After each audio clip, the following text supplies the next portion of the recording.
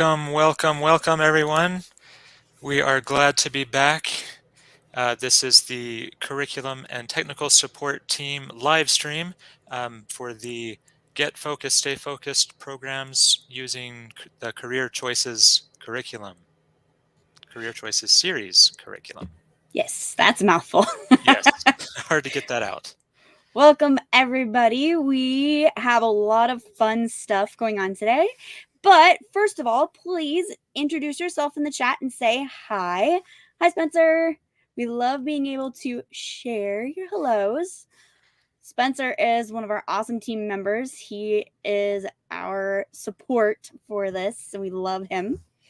So feel free, if you're watching live, say hello in the chat. Also, if you're watching this afterwards, please introduce yourself in the comments, and we would love to talk to you after the fact. Yes, we would. It makes our day. So, as I said, welcome. We're glad to be back. We took last week off, so we are happy to be here again. And we've got 3 really good reasons for you to stick around this time. The first one is we have the link to register for the absolutely free Get Focused, Stay Focused virtual conference. 2 weeks ago, we did not have that link ready, but now we do. So we will share that with you so you can register. And one thing about the conference is if you can't attend live, it will be on March 10th. Definitely still register and you will have access to all of the recorded sessions afterwards. So make sure you register for that when you see the link. The second reason is we're going to talk a little bit about why middle schoolers need a plan for their future. So you're going to want to hear that. And then the final reason, and I am excited for this, you are going to learn the simplest way to teach the most complex chapter in the curriculum. And Brooke has some very unique insights on how to do that. So can't wait to hear that from Brooke. So let's get started with the News Minute. We wanted to remind everyone that the link for middle school applications is still open. We are in the middle of that. So if you want to apply to become a Career Choices middle school, then click that link at the end and get that application process started. There's a screenshot of what that looks like right there. So once you start that application, we'll get that process started and we would love to interview you, see how your implementation is going, talk about things that we can help you with to ensure you earn a medal. And then we also wanted to talk about a brand new article that was just posted today on LinkedIn by our fearless leader and author of the curriculum, Mindy Bingham. So if you are not following her or connected with her on LinkedIn, make sure you go do that. It's Mindy, M-I-N-D-Y. Last name is Bingham, B-I-N-G-H-A-M. So find her on LinkedIn and check out the article that she wrote all about helping teenagers plan for their future and how important it is, especially in the middle of the pandemic right now. Yeah, she has 3 specific suggestions in that article talking about how to help teens, especially right now after the last 2 years. She talks about the trauma that we've been through. I'm sure we'll discuss it more in the future, but if you have a second and you're on LinkedIn, go check it out. It's a really good article. Definitely. Yeah, we just saw it today for the first time, so can't wait to go back and read it in more depth. And then also this week you'll see in the newsletter more information on the complimentary Get Focused, Stay Focused virtual conference that I mentioned already. I wanted to highlight one of the sessions really quick that you'll see in the newsletter. It's by Dr. Karen Miles, who is with the nonprofit side of the Get Focused, Stay Focused program. And her session is going to be very exciting because she's going to be talking about some longitudinal, I knew I was going to flub that word, longitudinal data that Dr. Russ Rumberger has collected in association with Get Focused, Stay Focused. And it's just really cool to see all the positive data that has come out from that study on schools who are using the Get Focused, Stay Focused program and the Career Choices Series curriculum. So you'll definitely want to check out that session at the Get Focused, Stay Focused conference. And then the resource of the week on the newsletter is an article about helping middle schoolers think about a future beyond the pandemic. And so this was a very interesting article. We won't tell you everything about it, so you can go and read it.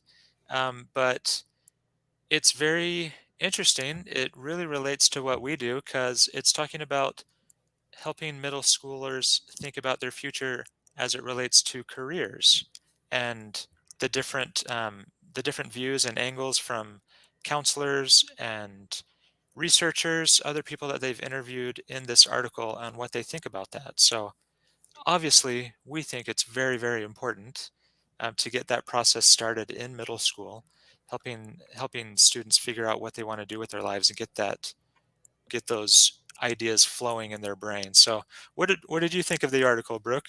I loved it. And I'm not sure if you guys have noticed, but most of the time with these featured items in the newsletter, we are trying to bring in things from outside what we do that relates to what we do. And I loved how this is focused around the new perspective that students have now post pandemic, because it is so drastically different than what it was 2 years ago. 2 years ago, kids could think, the sky's the limit. There's so many things that you could do. But now it's hard for these students to think past like tomorrow. Right. And so talking about why that's important and how to help students do that without feeling overwhelmed. I really liked this article. Yeah, really good stuff. And I wanted to highlight one of my favorite quote from the article. There's a student that they're following throughout the article, and one thing that she said is, learning what I didn't want to do helped me figure out what I do want to do. And I love that about this curriculum that we offer, Career Choices, is it also does that. It helps students go through the process, figuring themselves out, figuring out what they like and what they don't like. And then when they realize those things about themselves, that helps them with their career choice. And that helped her when she saw what she definitely didn't want to do. That steered her in the right direction of what she did want to do. So really good article. Make sure you go and read that. And we also wanted to remind everyone about the online class agendas. We love talking about those because we know it's going to make your life simpler. That way. We have an online class agenda for every activity in the curriculum. So if you don't know where those are, they are on the Teachers Lounge website. And if you're not using them, we highly recommend you use them. They'll save you hours and hours of planning time, and you will see tremendous growth with your students. You'll feel like you have more time in your day. So there's just many, many reasons of why you should be using the online class agendas. Definitely. I want to pause here and shout out some comments that are coming in. Tanya says this was a great article. Linda says it was great. And of course, Spencer, I completely agree. I think we were told in middle school, just imagine what you could do, but you're not given any direction as to what it could be. So you just think of, doctor, lawyer, artist, very generic. NBA Yes. basketball player. Yes, exactly. Yeah. And then finally, what we wanted to mention really quick in the News Minute was upcoming curriculum support webinars. Those are highlighted in the newsletter. And so we would love for you to join us on those as well. They're all complimentary, they're all free. We talk about tips that we can help you with certain activities in the curriculum. We also have a webinar series on best practices that highlight what needs to be done to earn a Career Choices Medal. So check those out in the newsletter and join us on those webinars, and we'd love to talk to you there as well. So now let's get to the meat of the live stream. I've been looking forward to this because I want to hear Brooke's simplest way to teach the most complex chapter in the curriculum. So let's turn it over to you, Brooke. So I am very passionate about this. Well, I'm very passionate about the curriculum. If you were at the tips webinar last night, it was about chapter 8, and I was I'm really passionate about that. But chapter 4 is something that when I went through the curriculum at the age of 23 almost, there was so much of that despite my parents' best efforts, I really just did not have a grasp on. So section 4 is really important, but it can be so overwhelming and so intimidating, especially for a lot of our teachers who are English teachers or predominantly physical education teachers or not math teachers. So math teachers generally like this chapter, but everybody else kind of goes, ooh, I'm not teaching math for a reason. So, but it doesn't have to be super hard. So, one of the things that we really emphasize in our trainings is to go through it with the class first. And what I mean by that is go through each of the activities. You have the class create a family that they want to go through this planning process for. And this is especially important if you don't have a lot of time to cover this stuff in class, because what you can do is you can pre-plan out and show the students where you get your research, but you pre-plan out a couple of different options for each section. So for a house, you can say, okay, we're going to either rent this apartment, we're going to rent this mid-sized home, or we're going to buy this smaller home. And so things like that. And you show them on the websites where they can find this information. So you've essentially done the work ahead of time, but you're also showing the students the steps that you're going through. And then once you have completed going through all of these steps, showing the students as a class, then you allow the students to go explore it on their own. So not only does this allow them the maximum amount of autonomy as they're going through and answering these questions in their workbook and on my10yearplan.com, but it also is the fastest way to do this and the most efficient way to do it, because the first time around, they're not presented with 8 billion choices. They're presented with 3 or 4 choices. So, for example, when you're doing the very first step in the budget, as a class, you're going to want to create a family, because that's really important when you get into food budget and clothing budgets and that sort of thing. And also, where to live. You're not going to put a family of 8 in a 1-bedroom apartment. It's just, it's feasible, but most people don't want that as a goal lifestyle.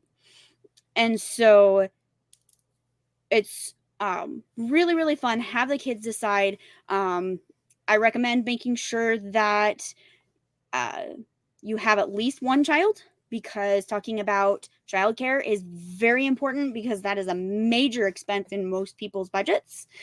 So even if the kids don't want kids, that's another reason why you should be going through this as a class, is because that way, even if a student says, look, I want to be single, I don't want children, that's great, but you need to understand what that looks like, because that actually has been one of the major helps for helping students understand consequences of things that they're doing right now. So a couple of other things that we have to be able to help with this is our online class agendas. So as you can see, and we can go into this in a lot more detail in our webinars, but you've got several different videos here to help you. So as you're going through this as a class family and creating your budget, go ahead and drop these videos in. Most of them are around 5 minutes. Some of them are shorter, some are a little bit longer. but they talk all about how to do the exercise. So you can see there the overview of the exercise, and then this first activity, envisioning your future family.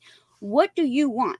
Now, it's really important for students to understand you can't exactly make your perfect family happen, obviously.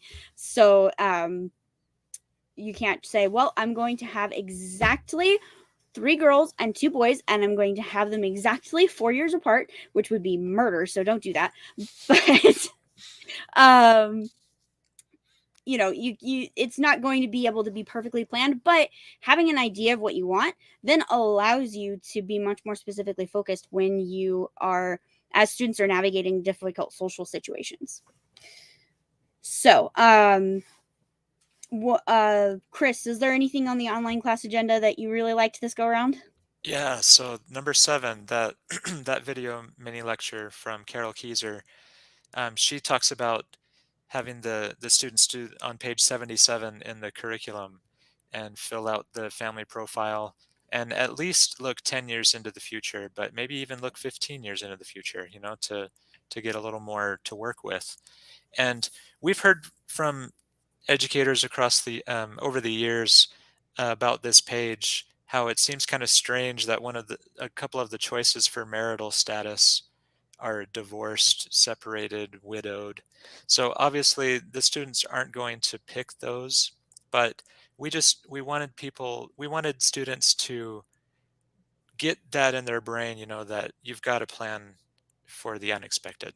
No one's going into a marriage thinking I'm going to get divorced in 10 years or 15 years. But you always have to have a backup plan for emergencies. We just want that in the students' brains as they're going through this process. So I really like how Carol explains that in that video mini lecture. That's the one that stands out to me in that list. Yeah, she has the best way of describing it. And it is sad, but I'm just a little bit past what the students would be envisioning in high school. Yeah. But um I have several friends who are already widowed, and that wasn't a choice that they made. It wasn't what they wanted for themselves. But like you said, making sure that students, when they're looking into what careers they want, have that as an understanding that as much as we want to be able to, most of us want that, um, let's just say 2 income household, for lack of a better term. It's really important to not have that as your foundation. You need to be able to have a backup plan. Yep. Yep. Agreed. Um, Linda made a comment that childcare is a real opener, or a real eye opener, and yeah, it's amazing how fast classroom families shrink when they realize how much it Yep. costs to just be able to go to work. And one of my friends during a certain period of her life was making literally only enough money to cover her childcare. Yeah. And when she realized that, they decided that it would probably be better for her to stay home. But it's amazing how much that it can cost. Yeah. Kids are expensive. I have some personal experience with that. Just a little bit. Yeah. Yeah. So one of the other activities in here is um the engagement activity that we talk about. Um and something that I kind of alluded to earlier is this is a really great place to talk to students about the impact of teen pregnancy and um, helping the students understand what kind of effect that could have on their life. Um, I'm kind of addicted to the teen pregnancy shows. I love to just have them playing in the background while I'm doing other things, and it's amazing how many of these kids made this choice on purpose Yeah. because they just did not understand the impact of what that does to your life and how much that costs. They just think that their parents are going to take care of both of them, which they do, but it drastically impacts everyone's lifestyle at that point. Yeah, yeah, we've heard from educators across the country when it gets to this point that, yeah, it really does affect that conversation. It really has an impact on teen pregnancy prevention, when they're going through these lessons in the curriculum, um, with different areas of the country, different schools that struggle with that with their students. This lesson really does have an impact on that. So, Yeah. So, just to kind of wrap things up, I love your comment, Spencer. All of these video mini lectures are absolutely amazing. If you're not using them and you're teaching this course, please, please, please use them. If you don't know where to find them, they're in the online class agendas. But also, you can email Chris or I at any point. And I'm actually going to pop our contact information up here just so it's available. We will be including this as well. And hi, Deb. Thanks for popping in with the very helpful tips. We appreciate it. I'm glad it's helping. And we're going to continue on with the tips, and we're going to talk about the resources from the instructor's guide. sorry about that. So, if you are not familiar with this very large book, get familiar with it, because section 4 is absolutely amazing, and it has breakdowns for every single assignment. So you can plan a lesson around every single assignment in the workbook, and it's already right here for you with and I just lost the word, learning objectives, presentation suggestions, and a bunch of different activity ideas. And it talks about how these tie in with our supplemental books, as well as my 10yearplan.com. I love also the tips that you get in the instructor's guide, just general tips before you teach a specific lesson. Like the one that stands out to me the most on page 4/54, talking about the family profile. I love the part that says, encourage students to fantasize a bit here. They should consider the way of life they think would be most rewarding, not simply the lifestyle they think is most probable for someone in their circumstances. Like we want students to dream big and then see what it would take to reach those dreams. Dane Blanton talks about that in his videos that he's done for us to introduce the chapters in the curriculum, about dreaming big, but then knowing what you need to do to reach those dreams, like how much work it's going to take, how much money it's going to take. So we really encourage that. Don't squash your students' dreams. Let them dream really big and figure out how they can do that, because no one wants to be just miserable the rest of their life, wishing they would have gone for their dreams and didn't do it. So encourage them to dream big. Yeah, and definitely just let them go crazy the first time around. They will understand. The budget activity will inform them how they need to make their choices a little more realistic. You don't have to do it for them. Yep, that's true. If they want a Lamborghini like their favorite YouTube star, then they'll see exactly how much money they're going to need to make each month to pay for that Lamborghini. Yes. Rachel just popped in. Hi. Thanks for joining us today. Rachel is one of the teachers using this curriculum, and I absolutely love getting real world feedback. So apparently we're on a good time on this, because she just had the students do the meal budgeting section of the activity. And yeah, and I don't know about anybody else, but every time I go to the grocery store now, this is becoming a much more eye-opening reality for me. So thank you so much for your comment. Yeah, that's great. I know I mentioned Dane Blanton. He talks about that too. You know, kids asking their parents for $20 and then not thinking anything of it. But then when they go through this budget section, then they see how much $20 really means to a family, and then they're not so greedy, I guess, about getting money from their parents. So, and yeah, a food budget will definitely help open their eyes to that. So thanks for that comment, Rachel. Yes. So something that we get to mention today that we have not talked about in any of our live streams is our math supplemental anthology or textbook. So this is basically an expansion of chapter 4. So you have all of the activities in chapter 4, but there's 100 pages worth of them instead of, I believe it's 24. Yeah, it's like a 100-page math problem. So we recommend not using this unless you have at least 20 hours you can devote to it. It takes about 20 hours to get through the whole workbook. Minimum. Yep. So if you're in a year-long course and you're looking for something to fill in 20 hours in your course, at least 20 hours, then we highly recommend Lifestyle Math. It really dives into the nitty-gritty of the budget, and we like to call it our 100-page math problem. So if you don't know about Lifestyle Math, check it out on our website, academicinnovations.com. There's a section where you can learn about all of our curriculum materials. Or, as Brooke mentioned before, contact us and we'd love to tell you more about it. Absolutely.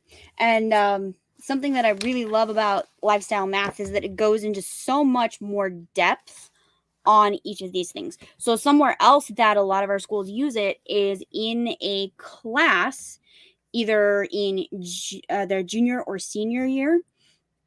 And so they are able to review what they put in chapter 4 and then add to it. And it also kind of gets them ready as they're getting older to be able to do that, or just having it in a separate math class entirely in their freshman year as well. And you might be wondering, how in the world am I going to grade all my students' work that they put in their Lifestyle Math workbook if they're all having different answers for different budgets? What would you say to someone who asked that question, Brooke? So Linda actually commented a question. That is correct. So Lifestyle Math comes with access to LifestyleMath.com. This website is used specifically to allow students to check their work, but it does not do the math for them. Yep. So, which is very, very important. And so what they do is they plug in the numbers that they are using to do the math problem. And then if the final total is the same as the total that they got, then their math is correct. So you don't actually have to go through and grade a 100-page math problem, because we know that's what you all were thinking when we said we have a 100-page math problem for you. So it's very, very helpful to use LifestyleMath.com. Again, it does not do the students' work for them. It will not total it up for them. It just shows them if they were correct or not. Yep. I think it comes up red, right? If the answer doesn't match up with their previous work, then it comes up red and they know that they have to go back and check their work. Yeah. So if they put in all of the numbers and then their total, and if the total is correct, it is, the box, I think, stays the same color. But if it's incorrect, it goes red. So it doesn't tell them what the right number is. Yep. Pretty cutting edge website, if you ask me. Yeah, that's really cool. And so all you have to do is have the students print out that page or go around and check students' screens, and then you can sign it off as complete when they get it right. So yeah, so very simple to grade, very simple to use, but a super powerful tool if you have not used it. And then, of course, we can't go 1 week without mentioning my favorite supplemental tool, which is our possibilities. This is our anthology. And I pulled one of the stories out for chapter 4 because there's not one specifically around creating a family profile.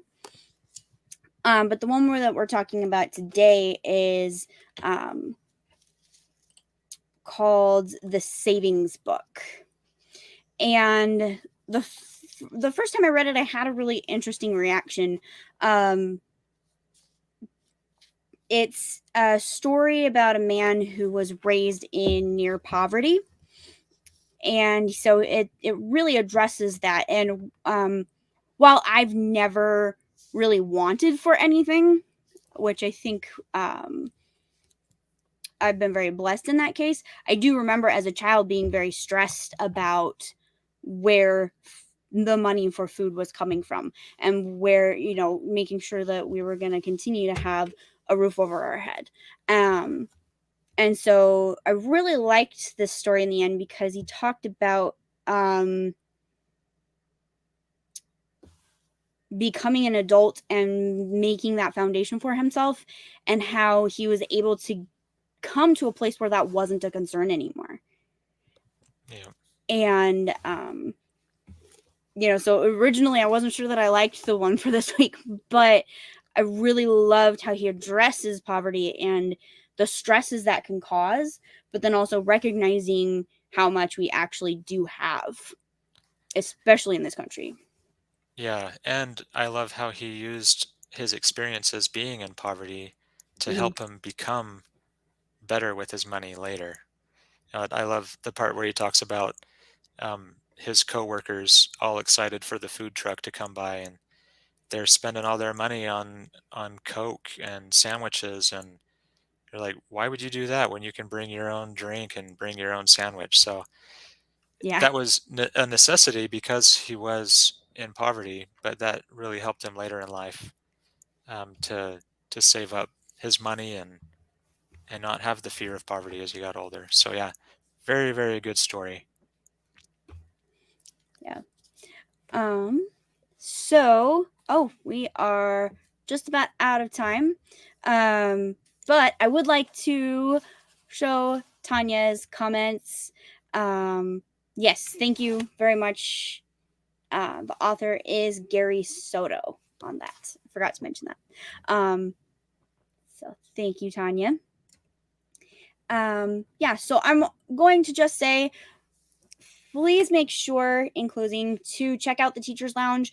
One of the best mentor teacher videos that we have, which is very hard to say because they're all the best, but one of the videos that I refer to people most often is Kari Rawson's How to Teach Chapter 4. So while I hope this gets you started and gives you some really good ideas, take the tips from the master, go watch that. I think it's 30 minutes long. So it's not very long. Please go check that out, and we will include the link to that in the notes after we're done today as well. Yeah, great. It's a great webinar. I remember watching that a while ago. I need to go back and watch it again, refresh myself on those tips. Yeah, she's amazing. So is it time for some Q&A? Yes, let's get some Q&A. Do we have any questions about anything we discussed today? Or you have the majority of the curriculum support team here with you today, so you can ask anything about the Career Choices series and how to teach it.